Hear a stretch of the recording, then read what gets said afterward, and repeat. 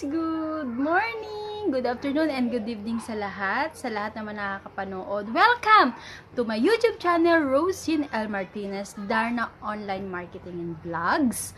And of course, kung napapanood mo ang aking mga videos, huwag mo kakalimutang mag-like and i-share mo na rin ito sa timeline mo. And of course, hit the bell button. Don't forget to subscribe. Subscribes mo na yan. Okay? Para lagi nga updated sa mga bagong videos ko. Okay?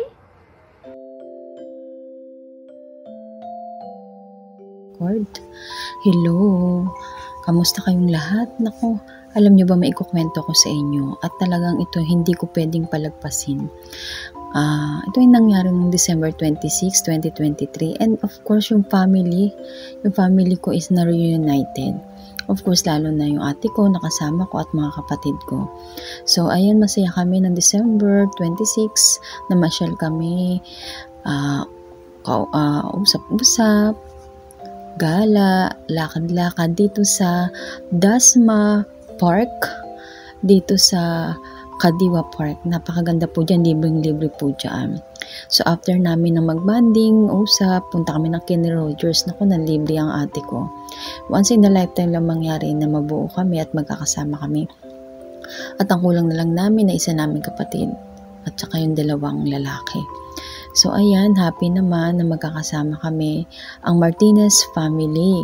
So sa buhay natin, kailangan talaga natin magpatawad, ma-reunited, at of course, iba pa rin po talaga yung papasok ang panibagong taon na you are forgiving, maayos, bati-bati na lahat.